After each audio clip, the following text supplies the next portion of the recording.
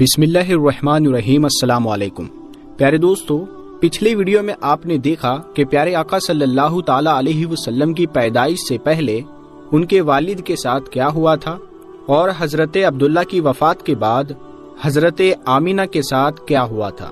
تو آج کی اس ویڈیو میں ہم جانیں گے پیارے آقا صلی اللہ تعالی علیہ وسلم کی پیدائش کے بعد کیا ہوا۔ حضرت عبداللہ کی وفات کے بعد حضرت آمینہ پر ایسا صدمہ لگا کہ وہ اکثر خاموش ہی رہتی تھی، کسی سے بھی بات نہ کرتی، بہت خاموش اور گمسم سی رہتی تھی۔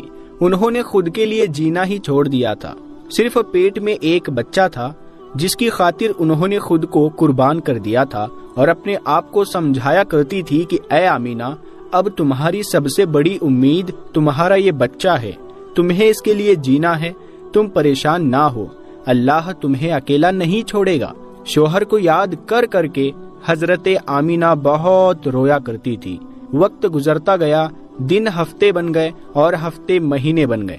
حضور صلی اللہ تعالی علیہ وسلم اپنی ماں کے پیٹ میں 9 مہینے کی مدت پوری کر رہے تھے۔ حضرت آمینہ فرماتی ہے کہ جب میرا بچہ میرے پیٹ میں تھا تو میں بڑی عجیب عجیب چیزیں دیکھتی تھی۔ اگر میں گھر سے باہر نکلتی تو بادل کا ایک سایہ میرے اوپر آ جاتا اور مجھے دھوپ نہ لگتی۔ اگر میں پانی بھرنے کے لیے زمزم کے کنویں کی طرف جاتی تو راستے میں جتنے پیڑ ہوتے ان کی ٹہنیاں میرے سامنے جھک جاتی، جیسے مجھے سلام کر رہی ہو۔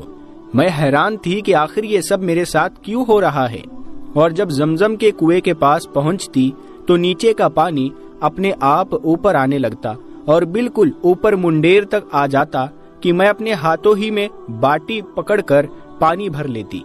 مکہ کی عورتیں مجھے زمزم کے کنویں کے پاس کھڑا رکھتی اور مجھے جانے نہیں دیتی تھی۔ وہ کہتی تھی کہ اے آمینہ، تم تھوڑی دیر اور کھڑی رہو، ورنہ تمہارے جانے سے یہ پانی ابھی نیچے چلا جائے گا اور پھر ہمیں بھرنے میں بہت تکلیف ہوگی۔ اسی طرح حضرت آمینہ فرماتی ہے کہ میں عورتوں سے سنا کرتی تھی کہ جب پیٹ میں بچہ ہوتا ہے تو ماں کو بہت زیادہ تکلیفیں جھیلنی پڑتی ہے، کبھی ہاتھ پیروں میں درد، کبھی سر میں درد، کبھی الٹی ہونا، کبھی بخار ہونا اور کبھی چڑچڑا پن آنا۔ یہ ساری باتیں سن کر مجھے اپنے بارے میں بڑی حیرانی ہوتی تھی کہ مجھے تو ان 9 مہینوں میں کوئی بھی ایسی تکلیف دیکھنے کو نہ ملی، یہاں تک کہ جب تک میرا بچہ میرے پیٹ میں رہا تو میرے سر میں درد تک نہیں ہوا۔ اسی طرح حضرت آمینہ کو بڑے بڑے عجیب عجیب خواب بھی نظر آتے تھے۔ وہ فرماتی ہے کہ جب میں رات کو سوتی تو مجھے خواب میں نظر آتا کہ میرے جسم کے اندر سے ایک نور نکلا ہے اور اس نے ساری دنیا کو روشن کر دیا ہے۔ یہ سب دیکھ کر مجھے یقین ہو چکا تھا کہ میرے پیٹ میں جو بچہ ہے وہ کوئی عام انسان نہیں ہے۔ حضور صلی اللہ تعالی علیہ وسلم کے دادا حضرت عبد المطلب دن رات کعبے کے پاس جا کر اس کا غلاف پکڑ کر اللہ سے رو رو کر دعائیں کرتے کہ یا اللہ، میرا بیٹا عبداللہ تو اب اس دنیا میں نہیں رہا، لیکن اس کے گھر ایک بچے کی پیدائش ہونے والی ہے، یا اللہ اس بچے کی حفاظت فرمانا اور میرے عبداللہ کی نسل باقی رکھنا۔ حضور صلی اللہ تعالی علیہ وسلم کے سارے چاچا اسی انتظار میں رہتے کہ میرے بھائی عبداللہ کے گھر بچہ کب پیدا ہوگا۔ یہودیوں کی کتاب تورات میں لکھا ہوا تھا کہ جب آخری نبی آئے گا تو اس کے پیدا ہونے سے 10 دن پہلے آسمان پر ایک لال رنگ کا ستارہ نکل کر چمکنے لگے گا۔ تو جب حضور صلی اللہ تعالی علیہ وسلم کی پیدائش کے 10 دن بچے تو آسمان پر وہ ستارہ نکل آیا۔ اسے دیکھ کر یہودیوں میں بھگدڑ مچ گئی اور ان کے عالموں نے سارے یہودیوں کو جمع کیا اور کہا کہ دیکھو، آسمان پر لال تارا چمکنے لگا ہے، اس کا مطلب ہے کہ وہ آخری نبی آنے والا ہے۔ جا کر معلوم کرو کہ اس وقت مدینہ میں کس کے یہاں لڑکے کی پیدائش میں 10 دن بچے ہیں۔ یہودیوں نے جا کر مدینہ میں معلوم کیا تو وہاں بہت سی عورتیں حمل سے تھی، ان کے پیٹ میں بچہ تھا، لیکن ابھی کسی کا وقت قریب نہیں آیا تھا، کسی کے 2 مہینے باقی تھے تو کسی کے 4 مہینے۔ ان یہودیوں نے آ کر اپنے عالموں کو بتایا کہ مدینہ میں ایسا کوئی بچہ پیدا ہونے والا نہیں۔ تو ان کے عالموں نے کہا کہ اب مکہ میں جا کر دیکھو۔ تو سارے یہودی مکہ پہنچے اور آ کر معلوم کیا کہ وہاں کسی کے گھر بچے کی پیدائش ہونے والی ہے۔ لوگوں نے بتایا کہ ہاں، یہ مکہ میں 5 ایسی عورتیں ہیں کہ جن کے گھر بچے کی پیدائش ہونے والی ہے۔ تو ان یہودیوں نے کہا کہ نہیں، ایسے بچے کی پیدائش کہ جس کا باپ وفات پا چکا ہو۔ تو لوگوں نے بتایا کہ ہاں، عبد المطلب کا پوتا پیدا ہونے والا ہے۔ اس بچے کے باپ عبداللہ کی ابھی کچھ مہینے پہلے وفات ہو گئی تھی۔ یہ سن کر یہودیوں کی ہائے نکل گئی اور وہ سب روتے چلاتے اپنے عالموں کے پاس پہنچے اور کہا کہ ہائے افسوس، آج نبوت یہودیوں سے نکل کر مکہ والوں میں پہنچ چکی ہے۔ پیارے دوستو، وقت گزرتا گیا اور آخر وہ دن بھی آیا کہ جس کا سبھی کو بے صبری سے انتظار تھا۔ وہ دن بھی آیا کہ جس کا انتظار آسمان و زمین، چرند و پرند اور ہر مخلوق کر رہی تھی۔ آج اس بچے کی پیدائش ہوئی جس کی وجہ سے اس دنیا کو بنایا گیا تھا، کہ اگر وہ نہ ہوتا تو شاید کچھ بھی نہ ہوتا۔ آج اس بچے کی پیدائش ہوئی کہ جس کے لیے چاند کے 2 ٹکڑے کر دیے گئے۔ اس بچے کی پیدائش ہوئی کہ جس کی خاطر سورج کو اپنی جگہ پر روک دیا گیا اور اللہ نے حکم دے دیا کہ اے سورج ابھی مت ڈوبنا، کیونکہ میرے حبیب محمد صلی اللہ تعالی علیہ وسلم نے ابھی عصر کی نماز نہیں پڑھی ہے۔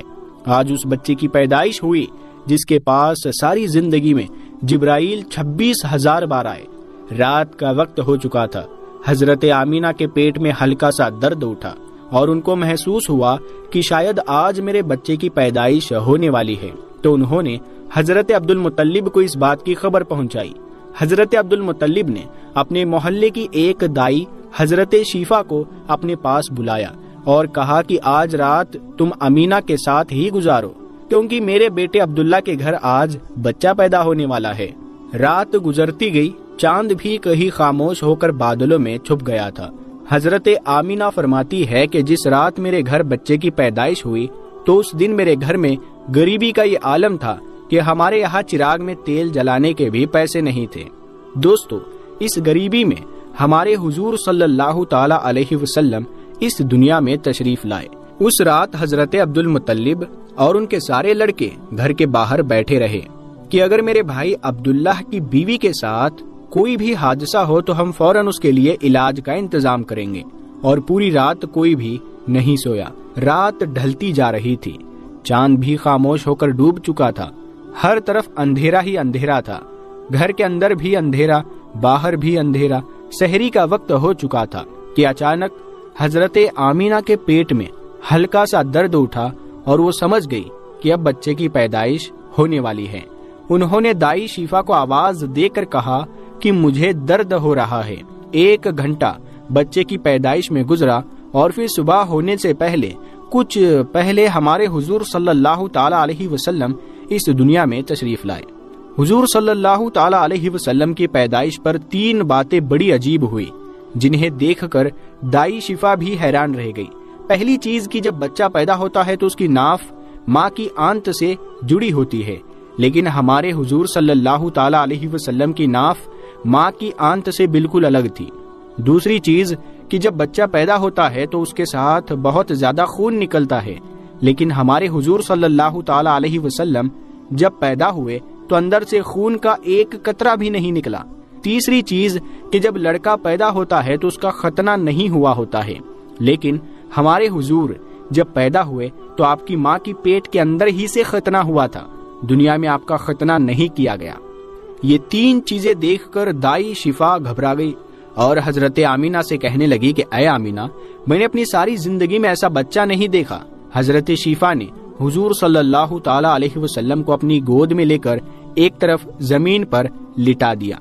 دائی شفا نے جیسے ہی حضور صلی اللہ تعالی علیہ وسلم کو زمین پر لٹایا تو حضور صلی اللہ تعالی علیہ وسلم نے ایک جھٹکے سے کروٹ بدلی اور گھٹنے ٹیک کر سیدھے سجدے میں چلے گئے۔ یہ دیکھ کر حضرت آمینہ کی حیرانی کی انتہا نہ رہی۔ پورے 15 منٹ حضور صلی اللہ تعالی علیہ وسلم سجدے میں رہے اور پھر اپنا سر اٹھا کر آسمان کی طرف انگلی سے اشارہ کیا اور ساری دنیا کو بتا دیا کہ اے لوگو، اس دنیا کو پیدا کرنے والی ذات صرف ایک اللہ کی ہے۔ حضرت آمینہ فرماتی ہے کہ میں نے اپنے بچے کو اپنی گود میں لیا تو اچانک کیا دیکھتی ہوں کہ آسمان کے تارے زمین کے قریب ہوتے چلے آ رہے ہیں، اور پھر اچانک ایک بادل کا سایہ میرے کمرے کے اندر آیا اور پھر میری گود سے میرا بچہ اس بادل کے سائے میں غائب ہو گیا۔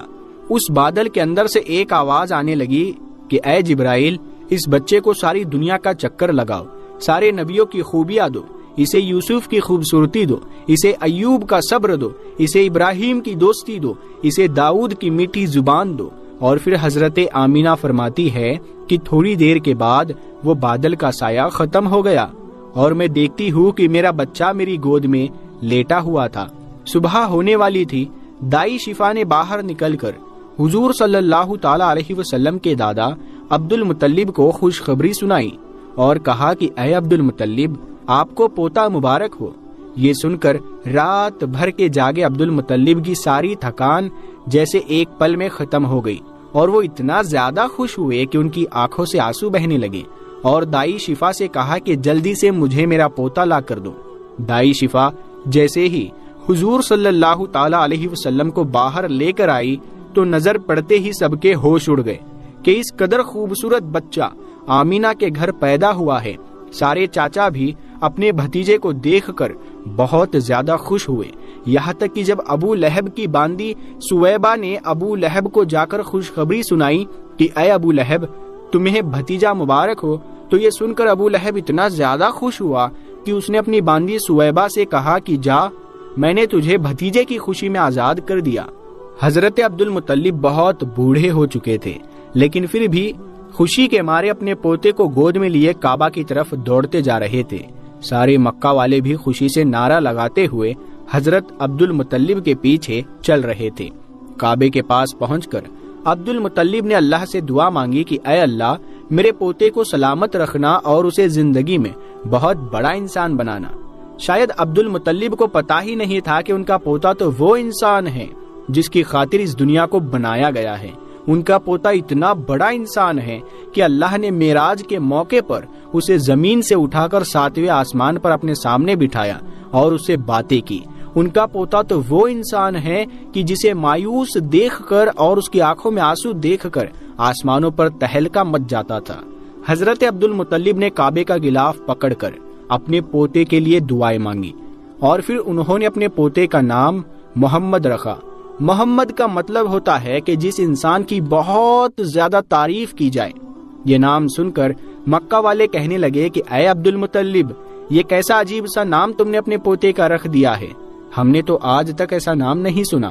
تو حضرت عبد المطلب نے جواب دیا کہ اے مکہ والو، تمہیں کیا پتا کہ میرے اس بچے کی ایک دن کیسی شان ہوگی، لوگ اس کے پیچھے چلیں گے۔ ایک بار حضور صلی اللہ تعالی علیہ وسلم مدینہ میں اپنے صحابہ اکرام کے ساتھ بیٹھے ہوئے تھے تو حضور صلی اللہ تعالی علیہ وسلم کے چاچا حضرت عباس نے فرمایا کہ اے اللہ کے رسول، مجھے بچپن ہی میں معلوم ہو گیا تھا کہ آپ بڑے ہو کر کوئی بہت بڑے انسان بنو گے۔ حضور صلی اللہ تعالی علیہ وسلم نے پوچھا، اے چچا جان، آپ کو کیسے پتا چلا؟ تو حضرت عباس رضی اللہ تعالی عنہ نے فرمایا کہ اے اللہ کے رسول، جب آپ 2 مہینے کے تھے تو ایک رات میں نے آپ کو دیکھا کہ آپ چارپائی پر اکیلے لیٹے رو رہے تھے۔ میں نے آپ کو چپ کرانے کی کوشش کی، لیکن آپ نے میری طرف نہیں دیکھا بلکہ اچانک آسمان کی طرف دیکھ کر مسکرانے لگے۔ میں حیران رہ گیا اور پھر میں نے بھی آسمان کی طرف دیکھا تو میری نظریں پھٹی کی پھٹی رہ گئی۔ میں نے دیکھا کہ چاند آپ کی انگلی کے اشارے پر ناچ رہا ہے، آپ جدھر انگلی لے جاتے چاند ادھر دوڑتا ہے۔ یہ منظر دیکھ کر میں سمجھ گیا کہ آپ کوئی عام انسان نہیں ہے۔ حضور صلی اللہ تعالی علیہ وسلم نے فرمایا کہ ہاں میرے چچا جان، آپ صحیح فرما رہے ہیں کہ بچپن میں چاند مجھے کہانیاں سناتا تھا، میرے ساتھ کھیلتا تھا اور مجھے رونے نہیں دیتا تھا۔